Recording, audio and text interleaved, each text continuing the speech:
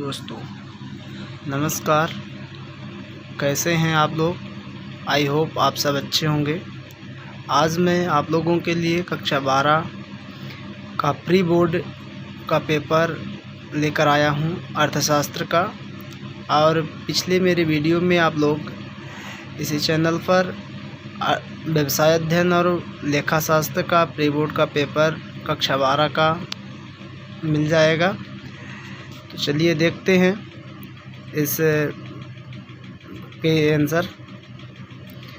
पहला नंबर सही विकल्प है, आर्थिक समस्या मूलतः किस तथ्य की समस्या है। तो ये साथियों, ये किस प्रकार की समस्या है ये बताना है। तो ये किस प्रकार की समस्या है? ये उपभोक्ता चयन की समस्या है। दूसरा नंबर है, ऐसी वस्तुएं जिनका एक दूसरे के बदले प्रयोग किया जाता है कहलाती हैं, क्या कहलाती हैं? स्थानापन्न वस्तुएं। कॉफ़ी के मूल्य में वृद्धि होने से चाय की मांग क्या होगी? बढ़ेगी, इसलिए बढ़ती है। उपयोगिता की निम्न में से कौन सी विशेषताएं हैं? उपयोगिता की विशेषताएं बतानी हैं, कौन सी है साथियों? तो ये उपयोगिता एक मनोवैज्ञानिक धारणा है। उपभोक्ता व्यवहार का अध्ययन किया जाता है सूक्ष्म अर्थशास्त्र में। आगे चलते हैं साथियों। रिक्त स्थान दिया है, तो रिक्त स्थान की पूर्ति करनी है। इसमें पहला है, अल्पकालीन उत्पादन फलन को कहा जाता है। तो क्या कहा जाता है यहाँ पर भरना है, तो यहाँ पर लिख देते हैं क्या कहा जाता है साथियों उसको। परिवर्तनशील साधन।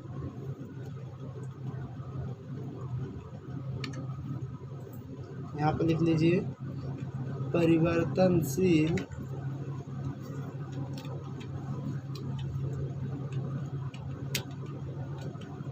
साधन।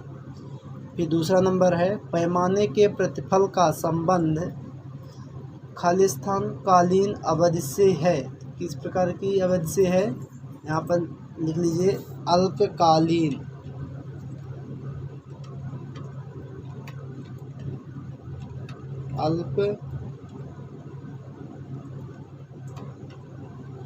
अल्पकालीन। सीमांत लागत खालिस्तान लागतों पर निर्भर करती है। किस प्रकार की लागतों पर? ये औसत लागतों पर, औसत लागतों पर निर्भर करती है। फिर अगला चौथा नंबर है, उत्पादन की प्रति इकाई लागत को क्या कहते हैं? औसत लागत कहते हैं। आप लिख लीजिए औसत। यहाँ पर रिपीट हो रहा, उस पर दब रहा है, यहाँ लिख देते हैं औसत लागत। पूर्ण प्रतियोगिता में विक्रेता खालिस्तान वस्तुएं बेचते हैं। ये कैसे वस्तुएं बेचते हैं? समरूप। यहाँ पर लिख लीजिए समरूप।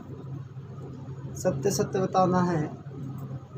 पूर्ण प्रतियोगिता बाजार में फर्म कीमत प्राप्त करता होती है।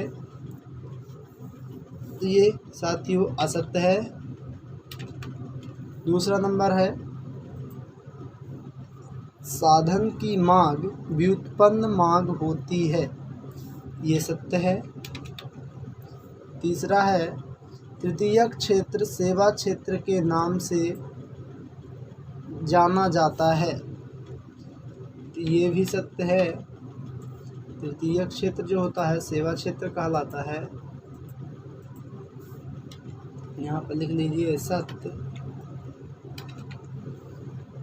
फिर आगे चलते हैं। आरबीआई जनता का बैंक है।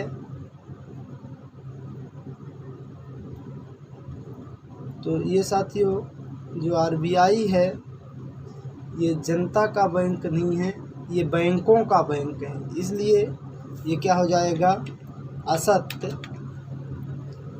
व्यावसायिक बैंक जनता की जमाएं स्वीकार नहीं करते, ये असत्य हो जाएगा, क्योंकि जो व्यावसायिक बैंक हैं जनता की जमाएं स्वीकार करते हैं। RBI का पूर्ण रूप बताना है एक वाक्य में, ये क्या हो जाएगा, रिजर्व बैंक ऑफ इंडिया, यहाँ लिख दीजिए रिजर्व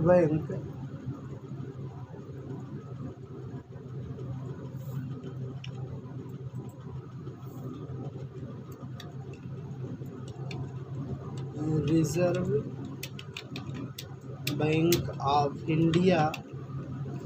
SBI का पूर्ण रूप लिखना है, यहाँ पर लिख दीजिए state bank of India. Bharat का वित्तीय वर्ष कितना होता है, कितने वर्ष का होता है, नहीं, भारत का वित्तीय वर्ष क्या है बताना है। तो जो भारत का वित्तीय वर्ष है वो साथियों, रुक जाइए थोड़ा सा, ये डिस्टर्ब हो गया, ये स्टेट बैंक, यहाँ पर लिख दीजिए स्टेट बैंक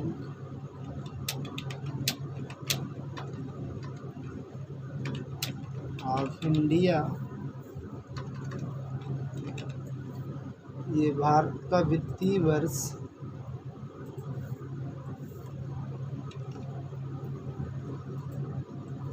क्या है, तो ये है 1 अप्रैल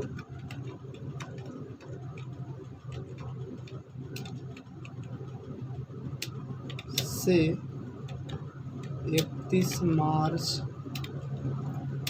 तक। बजट के अवयवों को लिखना है,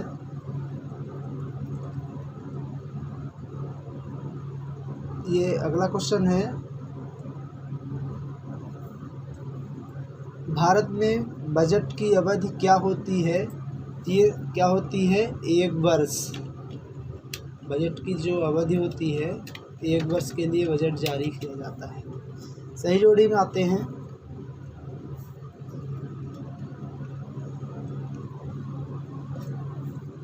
सही जोड़ी प्रत्यक्ष कर